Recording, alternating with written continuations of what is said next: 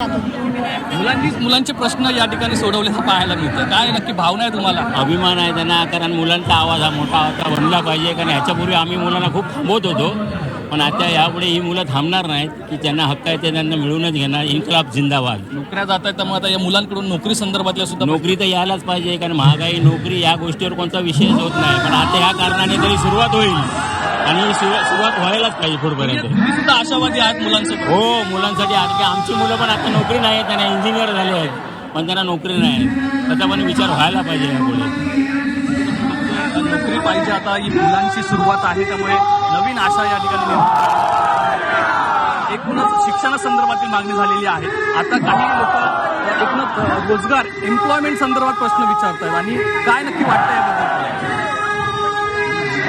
Employment सर्वांना एकदम बराबर भेटला पाहिजे आणि खूप एसेन्शियल आहे आपल्यासाठी, म्हणजे सर्वांसाठी.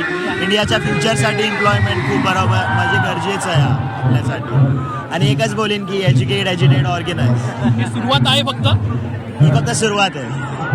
ही फक्त सुरुवात आहे. एकूणच मुलांच्या चेहऱ्यावरती सध्या आनंद आहे, मात्र ही सुरुवात आहे. सरकारने स्वस्थ राहू नये हा इशारा या मुलांच्या आणि या बॅनरच्या माध्यमातून आपल्याला पाहायला मिळतो. या ठिकाणी काही विद्यार्थी असतील, काही मुलं असतील, लहान मुलांना घेऊन सुद्धा आलेले पाहायला मिळतात. त्यांच्या आपण बघितलं तर राम मंदिराचा मुद्दा सुद्धा या ठिकाणी पाहायला मिळतोय. कारण कोणताही विषय जरी जिंकलो असलो तरी इतर विषय हे तसेच आहेत. राम मंदिराचा विषय यावरती एका बाजूला तुम्ही जिंकलेला आहात, तुमची मागण्या पूर्ण झालेल्या आहे की ज्या पद्धतीने दान धर्म केलं जातं मंदिरामध्ये, पण शिक्षणाकडे लक्ष दिलं जात नाही, त्याच्यानुसार हे केलेलं आहे मी. तुमच्या मुलाला घेऊन आलात की? हो, कारण तो गेले खूप दिवस बोलत होता, बाबा हे काय चाललंय. मी बोले आता कॉर्पोरेटला जॉबला असल्यामुळे आम्हाला यायला मिळत नाही, संडेशिवाय पर्याय नसतो, त्यामुळे आज आलेलो आहे. जॉब संदर्भात आता प्रश्न विचारले जातात मुलांकडून की आता एम्प्लॉयमेंट बद्दल काय, असा सध्या सवाल आला. आता हे सरकारच्या हातामध्ये आहे. सरकार आता जसं निर्णय गेला आणि अशी जनता पार्टी आता ओपन झालेली आहे नवीन, ते आता कॉक्रोच पार्टी जी सर्वांना न्याय दिलवून देईल असं वाटतंय. शेवटपर्यंत पाठिंबा राहील त्यांना? शेवटपर्यंत पाठिंबा राहील. बघतोय लहान मुलांना घेऊन खरं आलेला आहे. त्या ठिकाणी एकूणच आंदोलनाला तरी जाऊ शकलो नाही, मात्र या ठिकाणी त्यांच्या आनंदामध्ये सहभागी झालेले आहेत. सोशल मीडियावर सुद्धा असलेला ट्रेंड यामध्ये सुद्धा सहभागी झालेले आहेत.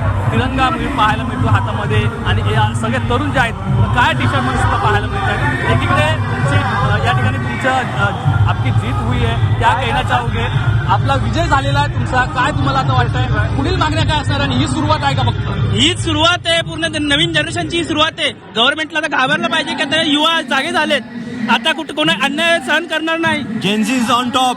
चेंजी पॉवर. त्यांची आता प्रश्न विचारताय जॉब संदर्भात सुद्धा काय करणार? आता जॉब संदर्भात प्रश्न विचारतात. जॉब संदर्भात सगळ्यांना म्हणजे एम्प्लॉयमेंट आता जास्त झाली पाहिजे आपल्या भारतामध्ये, त्याच्यामुळे अजून भरपूर सुविधा होतील. आणि education is the important for the job and that is the one thing we fight for. जे महत्त्वाचं आहे शिक्षण, खरं तर या शिक्षणामुळे देशाचा पाया, देशाचा गाभा हा मजबूत होत राहतो आणि यामुळे कुठेतरी आता शिक्षणासंदर्भातली पहिली मागणी पूर्ण झालेली आहे. मागण्या ज्या असतील त्या पूर्ण होतील. तिरंगा घेऊन या ठिकाणी आपल्याला पाहायला मिळतात. काय वाटतं तुम्हाला? एक तुमचं वाक्य सुद्धा लक्ष वेधून मेरा एक ही मैसेज है, one for all for one.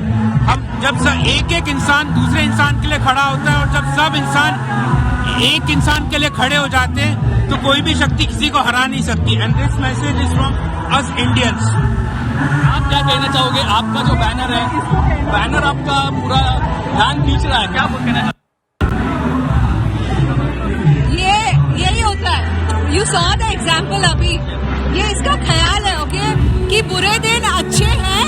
If it is बुरे दिन अच्छे what Modi has promised, so she wanted always convey that. पर इनका वॉइस जो है ना अभी हम जनरेशन जो कर रहे हैं ना वो बन रहे हैं, बिकॉज ये भी बस चल रहा है 2013 से. We are just suffering from 14 and now she finally has come out, पर फिर भी बोलने के लिए मुझे आगे किया. So I am really proud that unity is the power. जो हम बोलते हैं वो असली में हमें दिख रहा है. Within no time we are trying to get somewhere close to the solution and there is a long way to go. So I'm just happy कि now we are at least united and that is the most powerful. आपण कृष्णाकडे जाणार आहोत. कृष्णात आमचे प्रतिनिधी आपल्या सोबत आहेत. कृष्णात काय सध्या तिथलं दृश्य तुम्हाला दिसतंय? आमच्यापर्यंत काय नेमक्या अपडेट्स आहेत? जीजीच नाही तर अल्फा आहेत, मिलेनियल्स आहेत जे सपोर्ट करण्यासाठी आलेले आहेत. आपल्यासोबत अल्फा पिढी आहे, कारण त्यांचे देखील भविष्य आहे, एज्युकेशनचं भविष्य आहे. काय सांगशील, कारण जेनजीना सपोर्ट करण्यासाठी आलेला आहात, काय मनात भावना आहेत, काय सांगशील? आता आम्ही जेनजीला अशासाठी सपोर्ट करायला, कारण की त्यांनी रेजिग्नेशन दिलं, खूप बरं वाटलं. त्याच्यामुळे किती 21 लोकांची जाण गेली. तर त्या लोकांच्या राईट्स तो केवळ दिल्ली पुरता नाही तर महाराष्ट्र आणि देशातल्या अनेक राज्यांपर्यंत पोहोचला. कुठेतरी युवकांमध्ये अनेक वर्षांपासून चीड होती, राग होता, जो या आंदोलनाच्या माध्यमातून व्यक्त झाला असं वाटतं. बिलकुल. एक तर नीट परीक्षा त्याच्यात जो घोटाळा झाला किंवा होतच राहिला ती ठिणगी होती, पण तो फक्त तोच विषय नव्हता. एकूण देशात जे चाललेलं आहे ते हे विद्यार्थी युवक ते बघत होते. राजकारणात जे चाललेलं आहे ते राजकारणात तुम्ही बघा, आमदार खासदारांना विकत घेतलं जातं. हे काय हे छोटे लोक आहेत, ते तरुणी त्यांना काय हे पसंत वाटले, हे काय लोकशाही आहे. त्यांचे तुम्ही कॉमेंट्स बघा. They were not commenting only on NEET exam, they were commenting on the system. म्हणून हे जे झालेलं आहे, सरकारने धडा घेतला पाहिजे, पण इतर राजकीय पक्ष जे आहेत त्यांनी सुद्धा हे should also learn a lesson. आपण पाहिलं सर की खरं तर नीट एक्झाम मधला जो विषय झाला त्यावरून राजीनामा व्हावा, मूलभूत बदल व्हावेत, या सगळ्या गोष्टींची चर्चा झाली. परंतु मागील काही दिवसापासून ही देखील चर्चा आहे.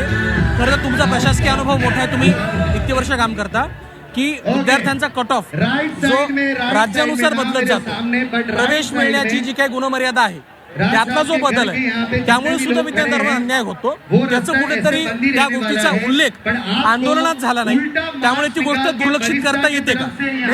बिलकुल. हे बघा, ही जी एक्झामिनेशन सिस्टम याचा जो केंद्रीकरण झाला, आधी हे सर्व काहीच एक्झामिनेशन केंद्रीय होते, नॅशनल होते, इतर राज्य पातळीवर चालत होते.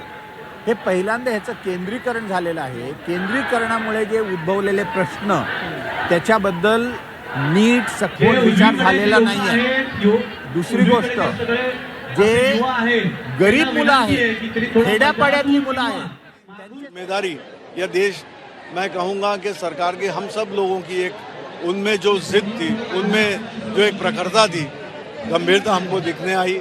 जो हम युवा पीढ़ी को कोई उनको किसी तरह के एडजेक्टिव लगा के बात करते थे, तो यही पीढ़ी है जो देश को आगे ले जाएगी. कंधे पर अपनी जिम्मेदारी बहुत खूब रीत से लेने की जिम्मेदारी इनके पास है, ये इन्होंने दिखा दिया. आएंगे, अभी आएंगे नेता नायक अभिवादन करने के लिए. इनका जोश जो है उसको बरकरार रखने के लिए, बढ़ाने के लिए जो भी ताकत देनी होगी वो हमारे नेतागण उनसे बात करेंगे. उसके बारे में पता नहीं है. आज हम इसी की बात करते हैं. जो भी गतिविधियां होगी वो हमारे सामने आएगी, और जो कुछ भी गतिविधियां हो आज समाज के लिए, देश के लिए जो हितकारक होगा, जो देश के हित में होगा, वही जनता चाहती है और वही सरकार करनी चाहिए. जो देखो, ये सब बातें आंदोलन के साथ में जुड़ी हुई रहती हैं. उसके साथ में महत्व की बात यह है कि देश जो इतना बड़ा लोकतंत्र है, वो सही मायने में मजबूती से इस युवा पीढ़ी के कंधों पे जिम्मेदारी दे के आगे निकले.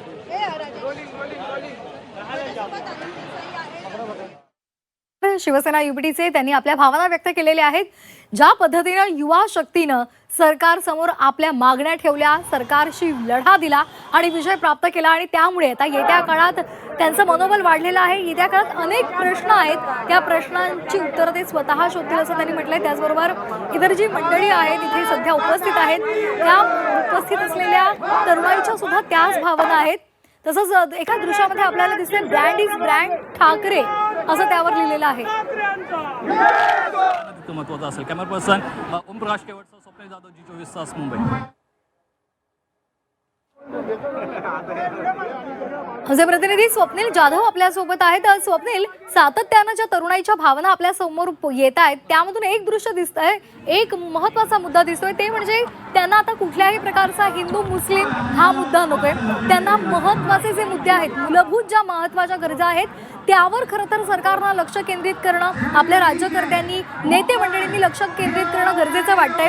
कारण तिथे फक्त मराठी नाही आहेत तर अमराठी सुद्धा आहेत आणि वेगवेगळ्या जाती धर्माचे लोक एकत्रित आहेत आणि त्या सगळ्यांच्या एकच भावना आहेत. येत्या काळात आपल्या संपूर्ण देशाला जर आपल्याला चांगल्या पद्धतीने घडवायचंय तर त्यासाठी तरुणाईच्या ज्या मागण्या आहेत, त्यांच्या ज्या समस्या आहेत त्यावर कुठेतरी लक्ष केंद्रित केलं पाहिजे.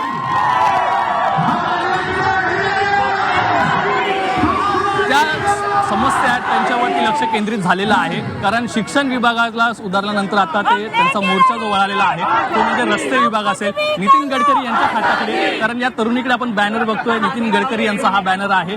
त्यामुळे पुढील नंबर हा नितीन गडकरी यांचा आहे असं त्यांनी म्हटलेलं आहे. त्यांच्यासोबत पालक सुद्धा आहेत. काय मागणी आहे? मूलभूत सुविधा, मूलभूत गरजा आहेत त्या पाहिजेत. प्रवास महत्वाचा आहे आणि एकूणच नितीन गडकरी गेल्या काही दिवसांपासून टार्गेट होतात. दुसरा नंबर नितीन गडकरीचा असं या ठिकाणी म्हटलंय. स्वाभाविक आहे का नितीन गडकरींनी रस्त्यांचे बांधकाम ज्या प्रकारे निकृष्ट आहेत, सगळ्यांना जवळ थोपलं आहे, ते आम्हाला नको आहे. कारण आहे जागोजागी मुंबई महाराष्ट्र सर्वत्र गाड्या नुकसान आहे आणि नितीन गडकरींचं रस्त्यांचं बांधकाम इतकं निकृष्ट आहे की सर्व ठिकाणी रस्त्याला बोगदे पडतात, खड्डे पडतायत आणि हे डेमोक्रेसीमध्ये नाही चालणार आहे. आम्हाला लवकर मुक्ती हवी आहे. आता सेकंड आम्हाला हवा आहे रेजिग्नेशन फ्रॉम नितीन गडकरी आणि असे बरेच मंत्री आहेत ज्यांना आम्हाला तिथून काढायचे आहे.